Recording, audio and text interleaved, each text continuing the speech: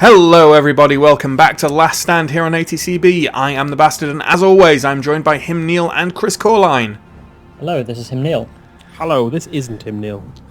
He's not wrong. We're Tau, Necron, and Space Marining it up again in the Anvil of Khorne. Being as last time you pissed and moaned, Chris, that I didn't let you say what war gear you were carrying, do you want to tell them what war gear you're carrying? Yes, I've switched it up again from last time. Neill mentioned that the Power Axe exists, and I agree with him, so I'm rolling Power Axe, and I'm also bringing a Plasma Pistol. I would like to point out I still have the trait that gives healing aura, so stick to the Chris. Nice.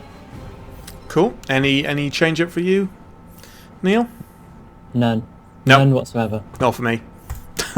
Every time I try something different, I go, oh, that was rubbish. Yeah, I'm pretty much the same now. I think I've more or less stuck on my precise build. Which is a shame. It's a shame that the other options aren't good. I can But- only hope that Dawn of War 3 comes with a Last Stand mode. Oh, I'd buy that. I'm partially dreading Dawn of War 3.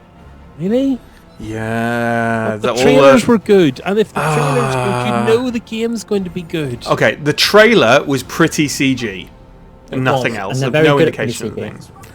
The gameplay preview that's been released. Which I have deliberately not watched. Look, it looked pretty. You know, nice graphics, and there was nothing specifically in the gameplay that I saw jarring for me. I prefer something that was more Dawn of War 2 than Dawn of War 1, but I realise I'm in the minority in that. And it looks like a nice hybrid between the two. What got me is that it had obviously been made, a lot of the animations had obviously been designed with a game company executive leaning over the animator's shoulder going, well, you know MOBAs.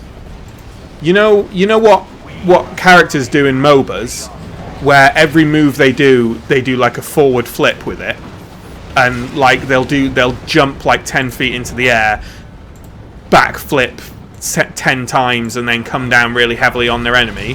Why don't you make Terminators do that? Wait, are you... Seriously?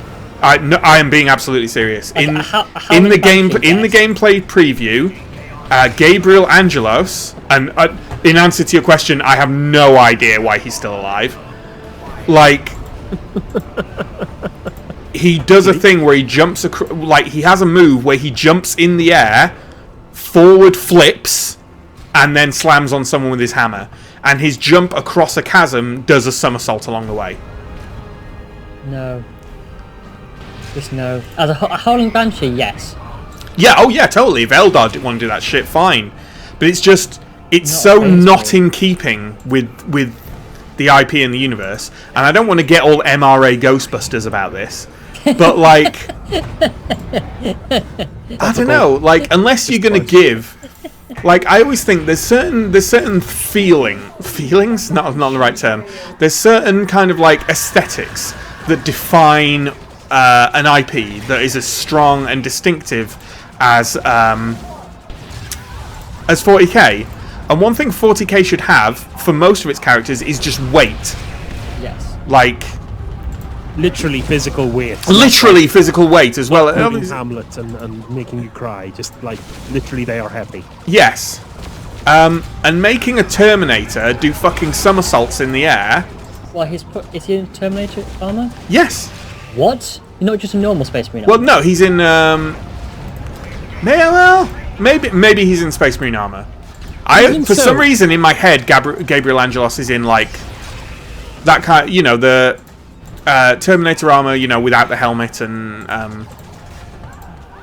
Is he not in helmetless Terminator armor in the game? Okay, well maybe it's just regular Space Marine armor. It doesn't matter. Yeah, Terminators would be more ridiculous, but are not any.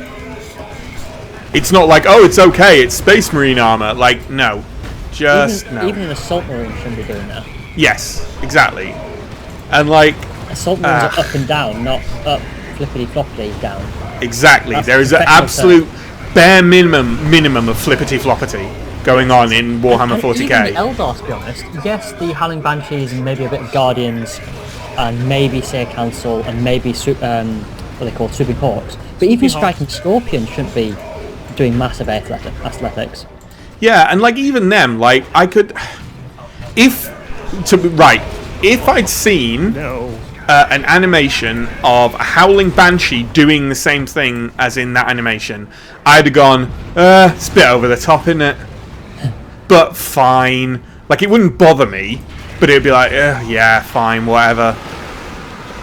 So the fact that it's being done by a fucking space marine is just Let alone with a thunder hammer. That's like the ultimate in weight.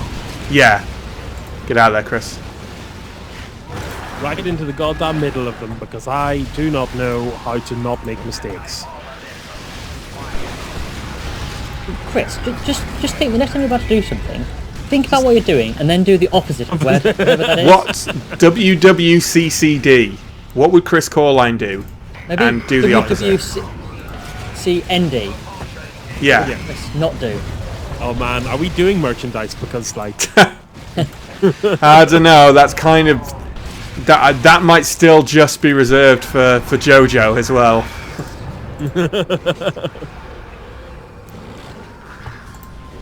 Man. Was there anything else in the gameplay trailer that seemed apparent? Were there titans doing flips as well? No, but there were titans in it. Small titans. Like knights and stuff. Yeah, like knights and stuff. Because if you had like a fucking Imperator, they wouldn't fit on the screen.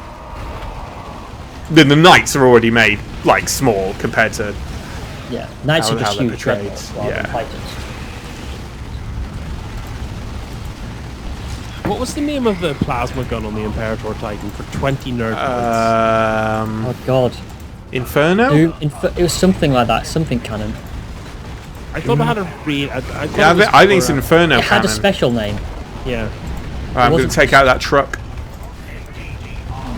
It's okay, I've got anti-armor. Oh, okay, so do you. Yeah, I can take him out in one blast, so... It's an ability, it's not like my standard gun or anything. I thought it was just going to be the force of your personality. That too. I hear they say people mean blast. Sorry, say blast when they mean... what's the word? Dissing? I don't know what the hating on, I believe that's the other term these days. What, blasting? Yeah, they go on blast when they're hating on someone. I see. This is what I've gathered. This is young person argot. Yes, I think so. Okay. I don't know any young people, so... I don't know. Well, there are young people who I do know well on the channel too, but they're not really... They're not young. They're not young people, are they? I mean, not at heart.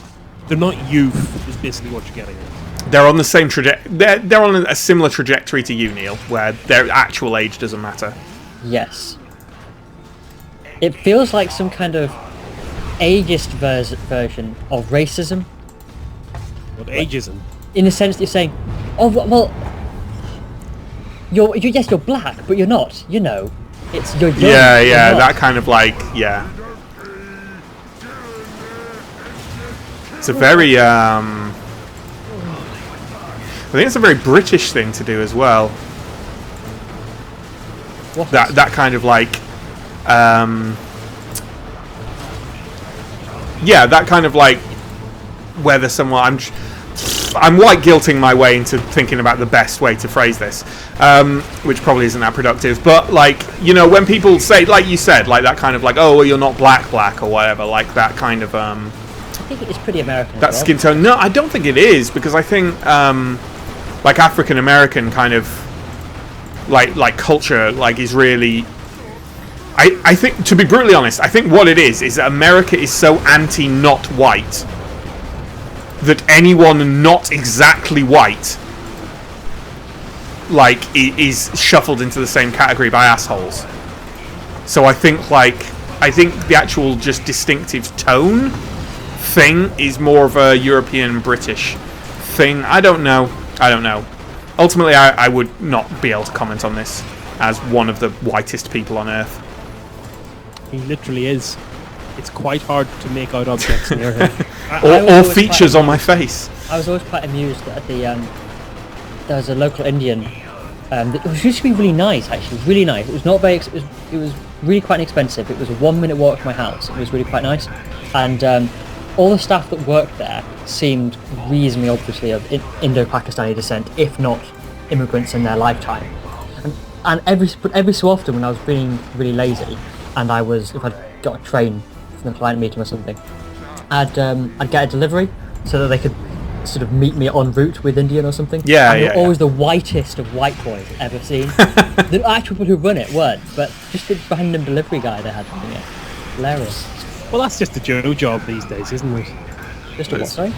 A Joe job, like delivery driver, like a job. Yeah. It's certainly not a career. Yeah, I also, Neil, am so glad he didn't say what I thought he said. That's just a blow job. No.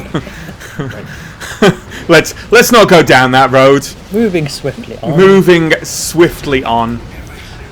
Let's just stop talking about race, because we are 3 white dudes.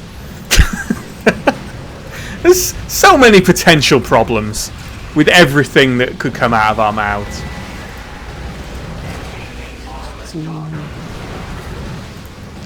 You see, I'd love to talk about this game, but it's going to sound like a really awkward segue if I do right now. So I'm gonna leave that to someone like more experienced. I'm just glad I don't have scales. That's my. That would be pretty bad. Isn't that kind of eczema-ist? Speaking of scales, actually, I haven't. Suicide Squad. I have not seen Suicide Squad.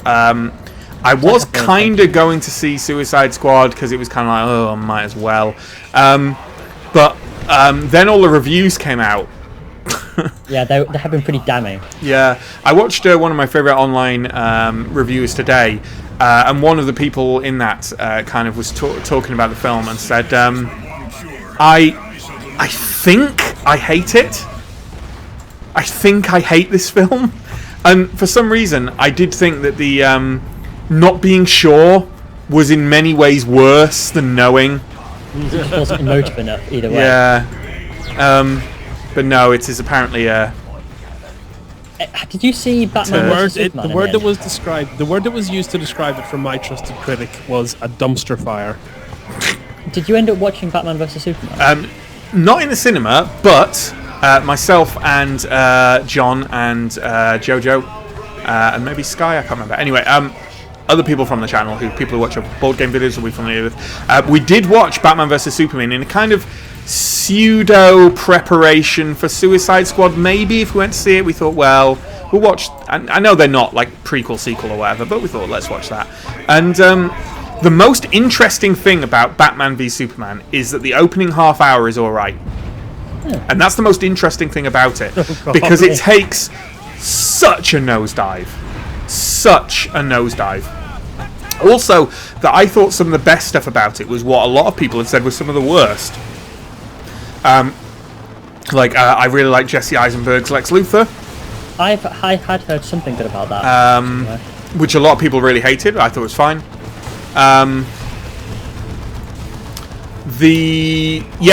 It's incoherent. Like character motivations are just absolutely baffling. And you know that thing of where you watch a film and you're like going like, but why did they do that? They could have so simply just done this instead. Like, you know, there's a pretty fundamental thing where it's just like, but well, why did Superman start hitting Batman? Like, what? Why? That's pretty important. I know, but that's the thing. But there is no real. They try and set it up, but it's set up in such a way where it's like, okay, so there's an understandable rationale, but the understandable rationale doesn't beat. Maybe they could have 2 sentences of talking before they start. Like, it's so. Yeah, it's just so baffling. I've heard terrible things. And most of the reviews I've mentioned have been talking about how Suicide Squad had to be changed quite a bit because of the flop that was Batman vs Superman.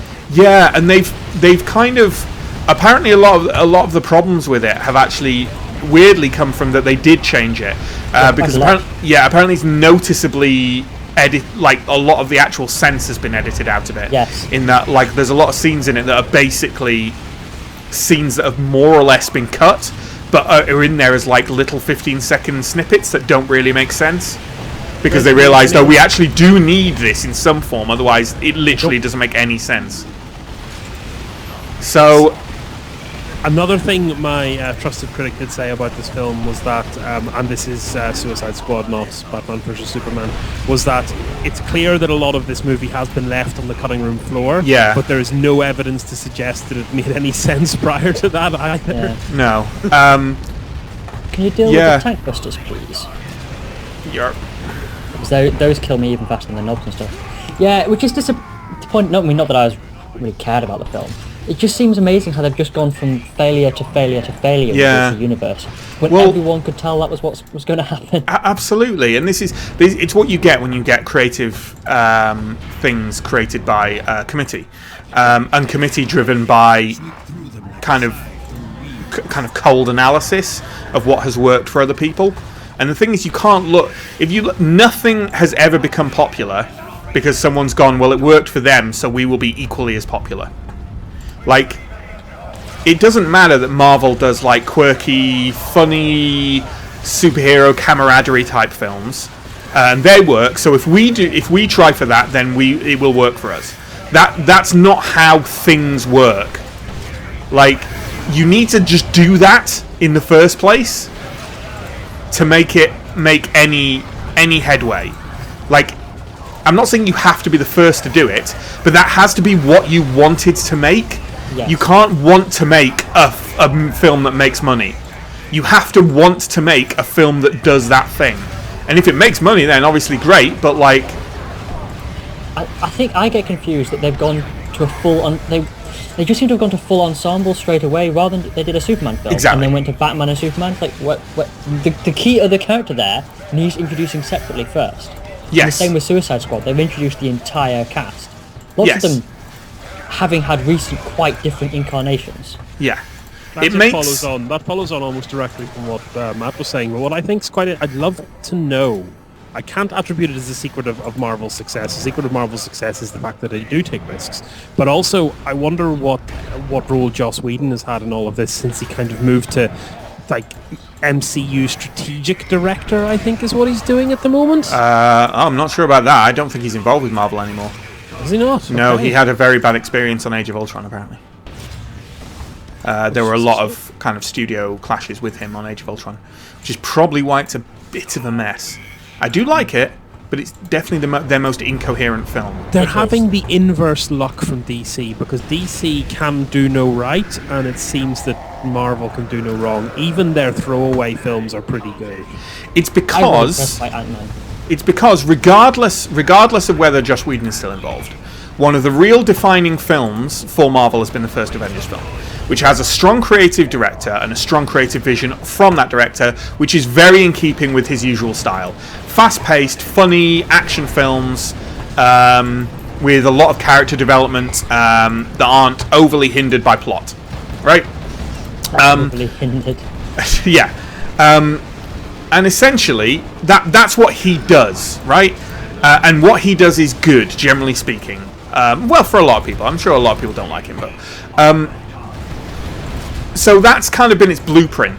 And it helped that they almost, like... because obviously Jon Favreau did the first Iron Man film, which was kind of the film that really set the tone for the Marvel, for the MCU, right? And that tone was quite Whedon-esque, even though he wasn't involved in it. So that was a coincidence that helped them. So that was pretty good. DC went to Zack Snyder. Yeah. And Zack Snyder went, oh, that's cool, bro. What if, like, Batman killed people? And that's fucking stupid. Like, his basic premise is, what if everything was like Watchmen if Watchmen was shit and made by a dude, bro? Like, the thing, I don't think he made a serviceable adaptation of Watchmen. But looking back at it now, and looking at his other output, I'm not sure he knows Watchmen is ironic. I think he might think that it's just, like, cool, dude. Like... And I think that's the problem. But unfortunately, it gave people the impression that he can do superhero films. And now, even though he didn't have anything to do, as far as I'm aware, with Suicide Squad, they've taken that a kind of thing where they think they're being dark and gritty, but what they're actually being is Hot Topic. Yeah. Do you know what? That's exactly... Zone Hot quotes. topic is exactly the phrase that came up when they were talking, when Movie Bob was talking about this as well. Sad times for DC, because I just feel like a lot of really good stories are just not going to get made now. Not because their funding's going to be cut, just because like they'll get funding and just piss it all away in focus groups and then trying to understand. What are we doing wrong? Let's analyze what we're doing wrong. What they should do just crap is films. find. Yeah, what they should do is find a creative, enthusiastic director who has a serious interest in creating a film with a voice and that has its own style and its own character, and just let them fucking make it. Yeah. But based on the correct source material. Don't do... Don't just... Yeah. On the other hand, I don't know, it's as we've discussed in other things, it's difficult to tell based on trailers, but I would say that I do think the recent Comic-Con trailers for Wonder Woman and for Justice League both look... Well, they look a lot better than the Batman Superman trailers, and I think they look less forced than the Suicide Squad trailers, particularly the Wonder Woman one, which actually did look like it might be quite good. Oh wow! And I'm down. Melted, son. I really did. I'm getting back up. I'm going to put a Tesseract down.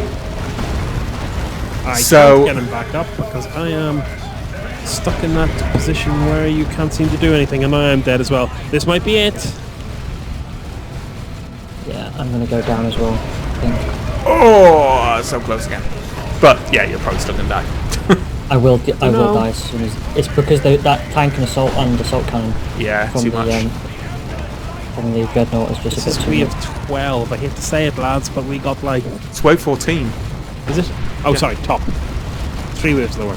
Still. Yeah, but this Plasma one is consistently harder than the other one. Yeah, okay, So- fair enough.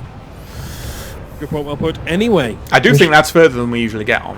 Yeah, we Comic-Con. split up a bit too much just at exactly the wrong time. We were having too interesting a conversation. Yes, Kinda that's were. it. But yeah, Oh, yeah. yes. So get it! Oh, Suck so it, you far. slags! did you level up or? Did that.